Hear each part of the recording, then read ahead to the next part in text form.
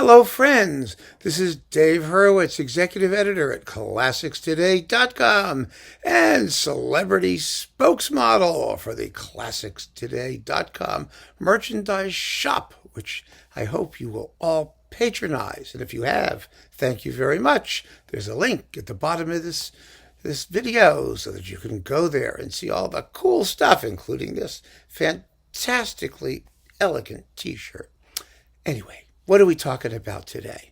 Oh, I am so excited. I really am. I mean, this is something I have been waiting for because I knew it would contain lots of juicy reissued stuff, and it does. I'm very happy. This extremely well curated Manuel de Falla, The Spanish Soul on Warner. And now, we've been doing these soul boxes. We call them soul boxes, I guess. And some of them have been great, and some of them have been less great.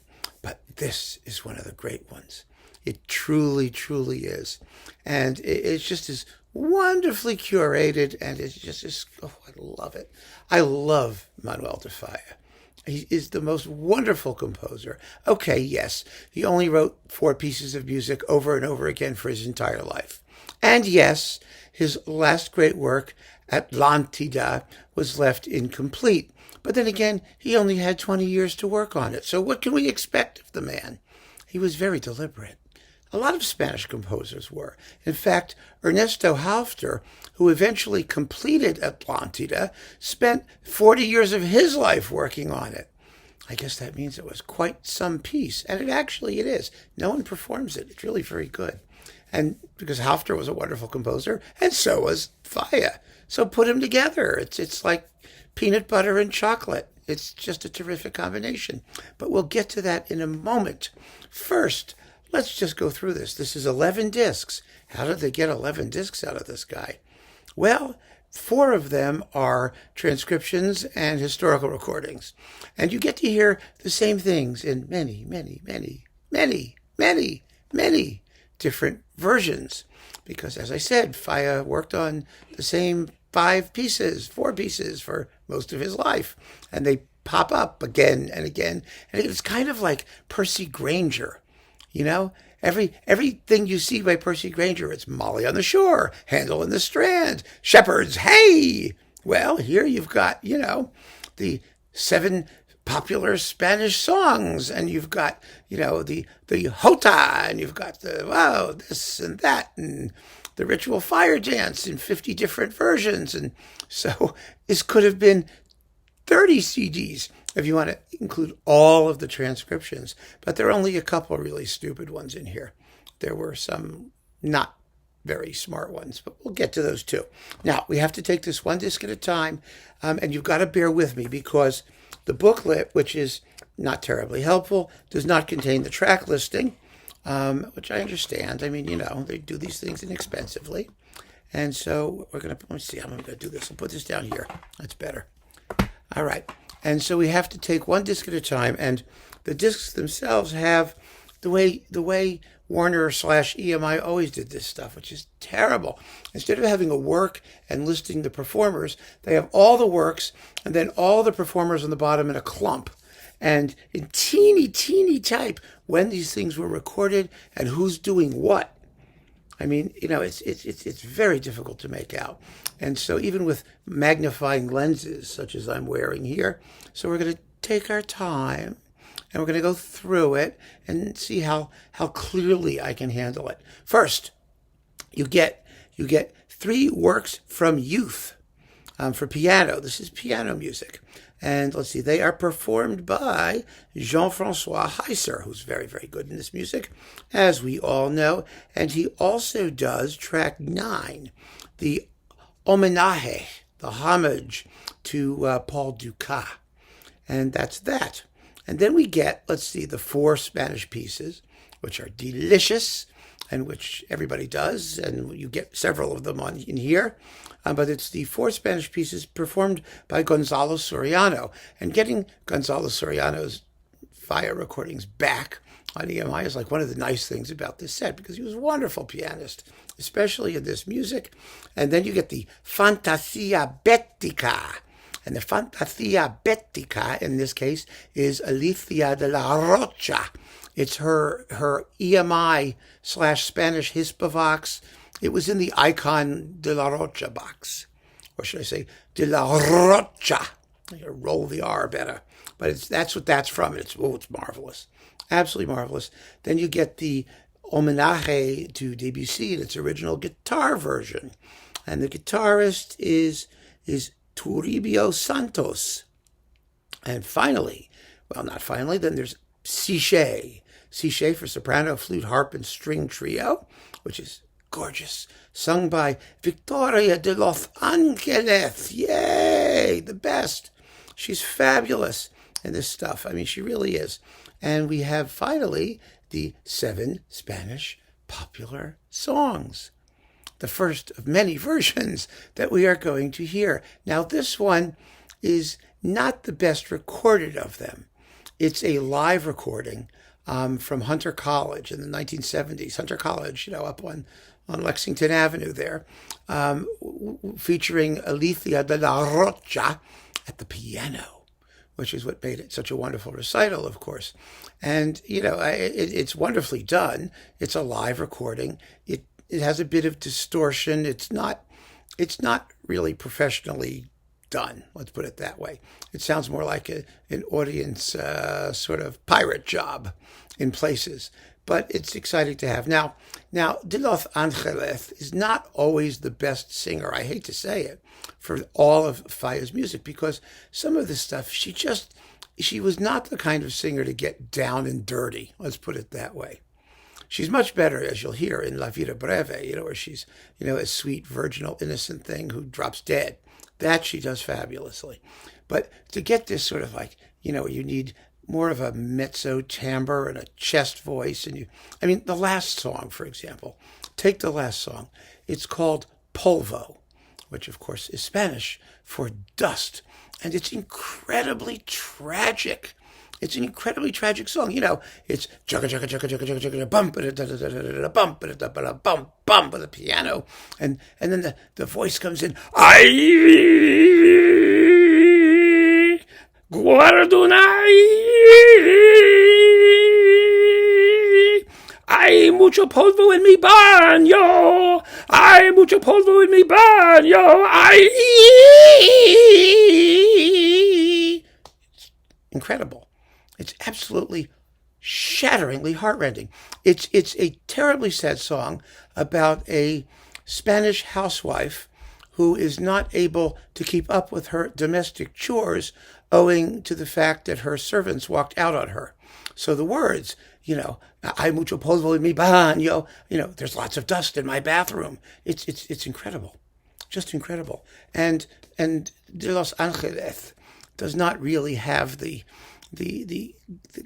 guts to bring out the raw intensity of this desperately tragic situation.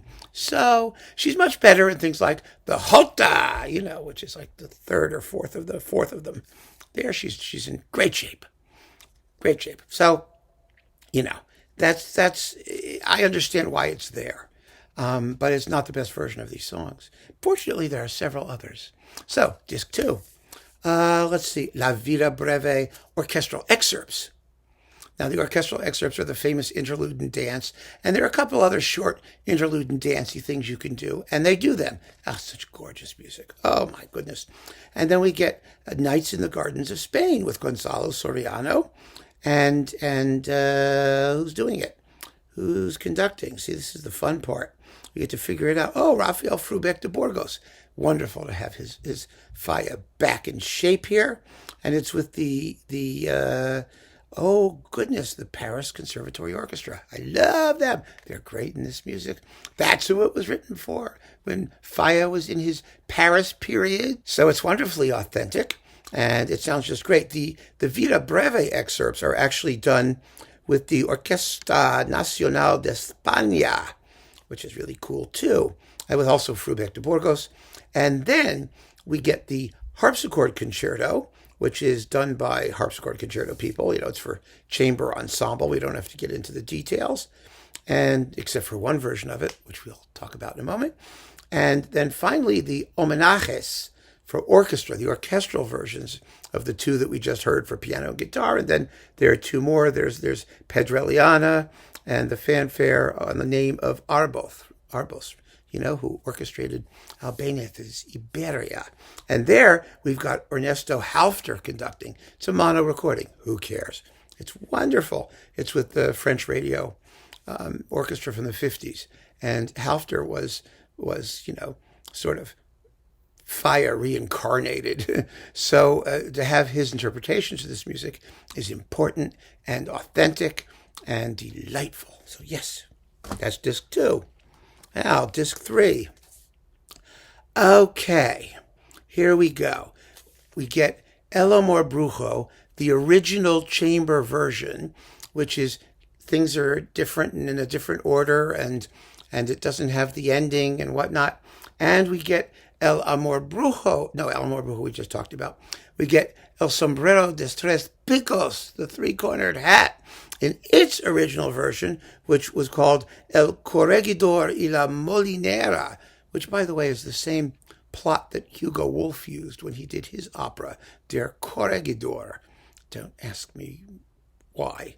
I mean, Hugo Wolf was about as well suited to that plot line as, well, me. Anyway, it's nice to have these. These were on Virgin back in the day. Nicholas Cleobury was a conductor with Claire Powell and Jill Gomez, and Aquarius is the ensemble. And yeah, it's fun to have these original versions. I don't think that they compare to the final versions, which are polished to a fine sheen of exquisiteness, where every single note is a little polished diamond. They're just marvelous. But hey, it's fun to hear and fun to compare. It really is. Some people like to be contrarians. I'm never a contrarian. And they like to say, oh, I like the original versions better because, well, they're like less well integrated, less well orchestrated, and less melodically interesting. Go ahead. Suit yourself. But no, it's fun to have. So, and of course, you have to have it here. By the way, this is not by any means the complete Falla. It's not. I mean, there's a whole ballet he wrote called Fuego Fatuo. He had that sort of thing obsessively based on music by Chopin, believe it or not. Arrangements of Chopin. It's kind of like Les Sylphides goes to Barcelona. It was very, very odd. Anyway, there's more of his stuff, but that's not the point of this. The point of this is to make a representative collection, and that's what it is. And then we get the orchestral versions of everything. Now, for El Amor Brujo, we have a classic version, Victoria de los Ángeles and Carlo Maria Giulini. Now, I have to confess, I find this version of El Amor Brujo to be a little bit too polite. I really do. It's very refined. It's very pretty. But, again, there's more grit in the music than we hear. And the best version of El Amor Brujo is Rafael Frühbeck de Burgos with Nati Mistral. But unfortunately, that one's on Decca. So what can you do? You have Giulini. But Frühbeck is back for El Sombrero de Tres Picos. Oh, it's a wonderful performance. They're both with the Philharmonia. These are classic EMI versions. They were all in that. Remember those Falla twofer sets and things like that EMI issued and reissued and reissued and packaged 150 different ways. But these things should never be out of print, and it's marvelous to have them. It really is. So I'm quite happy. Oh, then we finally get La Vida Breve. It's a short opera about a short life.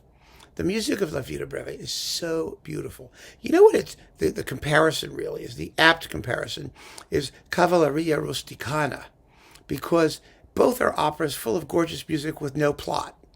Cavalleria Rusticana is colorful scenes of Italian peasantry, and the plot is a love triangle and a murder. It happens in the last 2 minutes, and it's all that matters. And the same thing is true, essentially, in La Vida Breve, because you have colorful scenes of Spanish, well, it's not necessarily country life, but it's Spanish folk popular life, and you have a plot tacked on to that. And the plot is that Salud, the innocent, sweet, virginal Salud, is going to get married, and she looks in at a party and sees her intended snookering up to another woman, and so she drops dead. That's the plot. That's all there is. And that plot takes 64 minutes and 6 seconds in this marvelous Frühbeck de Burgos performance with the Orquesta Nacional de España and Victoria de los Ángeles and Inés Rivadeneira. Ooh, yes, Inés Rivadeneira and Ana Maria Higueras. And oh, these wonderful people. It's just a terrific piece, and it's so much fun to listen to. And I may point out, it was composed in 1904, 1905. If you look at the score, it is a huge vibrato piece where Falla notates and tells the strings to add extra vibrato all over the place. It's wonderful, wonderful little testament to the performance practice of the day and the complete nonsense that the early music people make of it. So again, it's just another one of those things that you can look up and prove to yourself. I'm sure the score is like on IMSLP. Have a look. You'll be amazed. Beautiful work. Beautiful, beautiful work. Then we have, oh my goodness, El Retablo de Maese Pedro, Master Peter's Puppet Show. Now this was written for the Princess Edmond de Polignac, a.k.a. Winneretta Singer, of the Singer sewing machine heiress. And oh, she had such a life, such a wonderful, wonderful life. And her husband, Edmund, was even wackier than she was. They were appallingly rich. See, she had money. He had a title. She was a lesbian. He was gay. So they got married to ensure that there was an aura of respectability surrounding their very, very peculiar life. They never touched each other, but he got her money. He died. They were only married about 10 years. He died, and then she presided over this magnificent salon where she was able to hang out with her girlfriends as she pleased and commission, just a passel of masterpieces from all the great composers in Paris before the Second World War. And it's just a terrific story. This was one of them. It was written for her own private puppet theater because, I mean, hey, what's a woman going to do with lots of money and nothing else and nothing but time?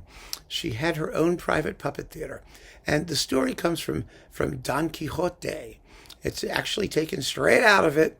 And, he puts on a puppet show with a story, and Don Quixote is watching the thing with his feet stuck up in the air, and eventually he reacts violently to the story and hacks all the puppets to death.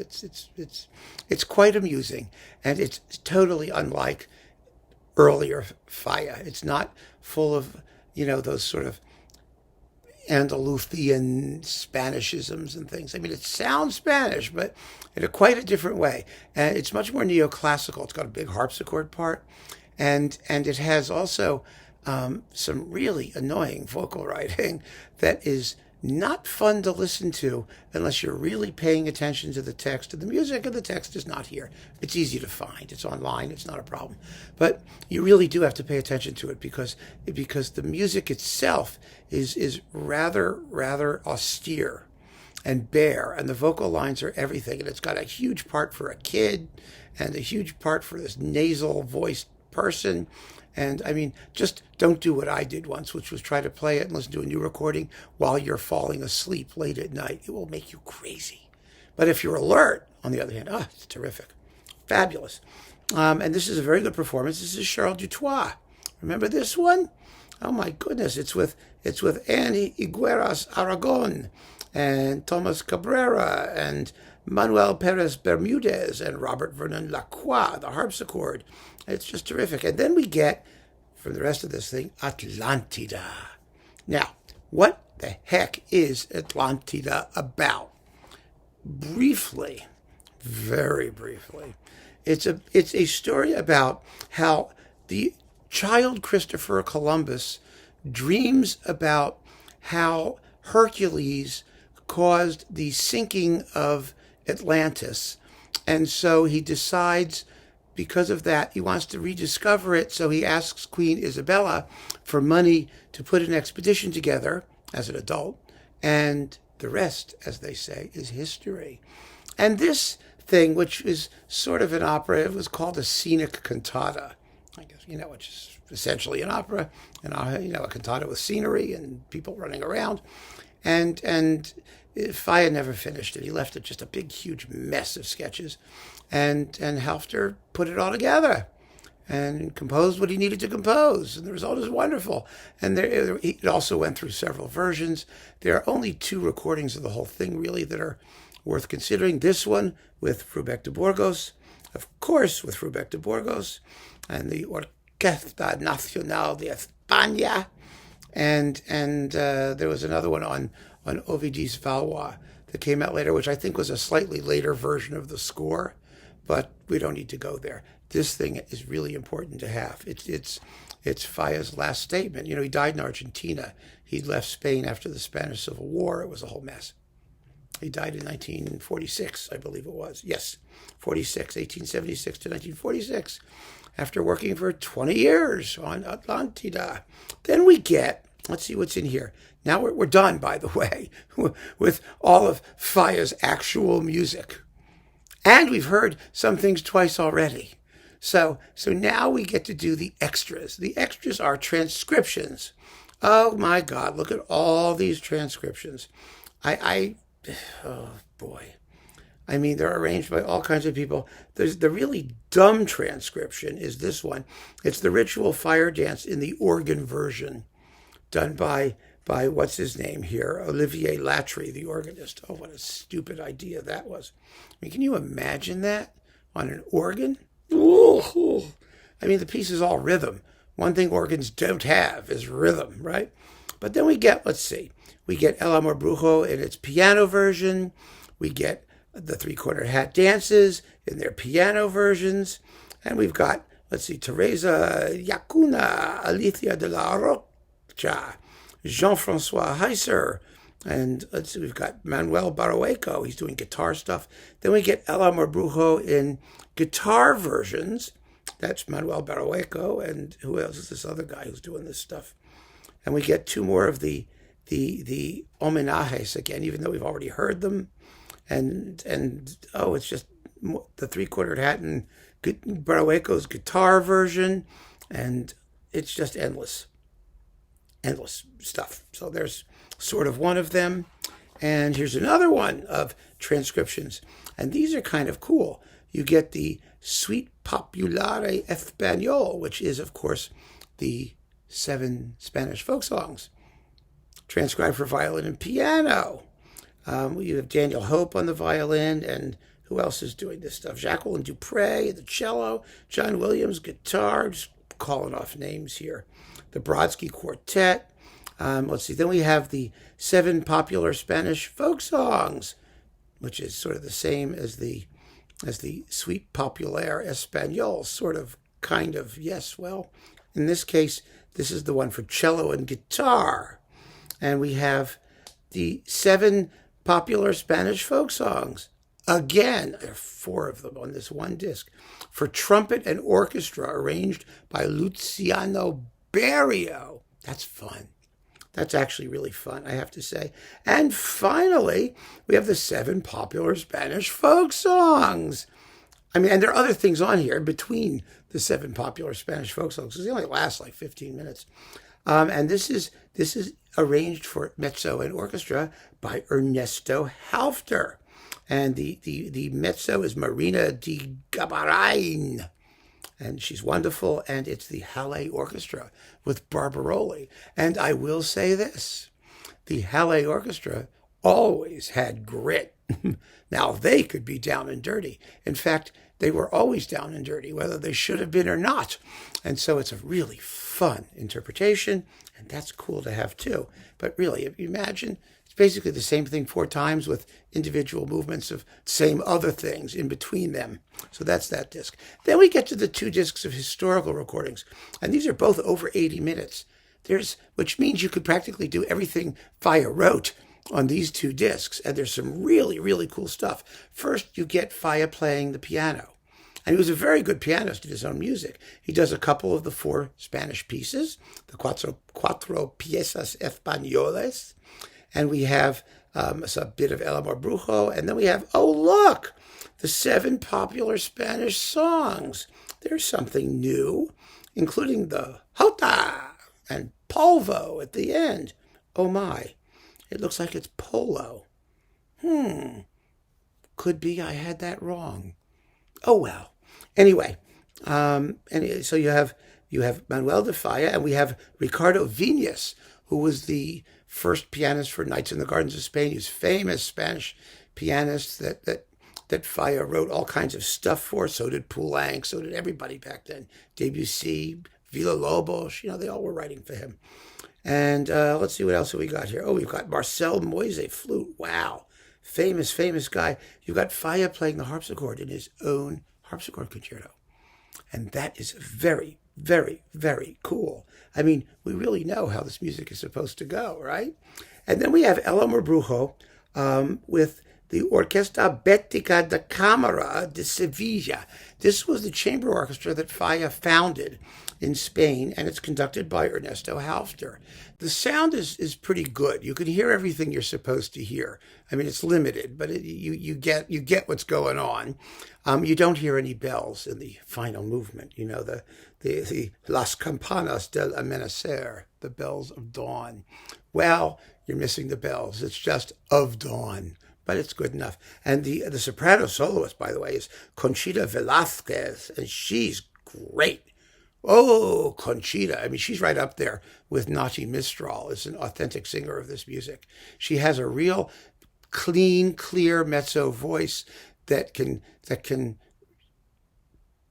take the pressure that she needs to put on it without becoming just a screaming monstrosity of vulgarity, which it has often become in this work. So that's one disc. And then let's see, on this other disc, we've got, oh, look at this.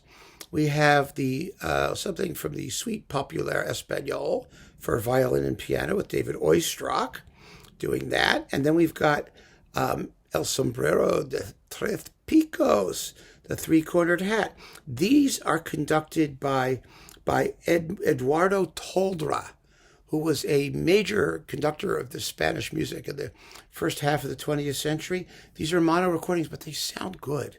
They sound really very good. And that's with the French National Radio Orchestra.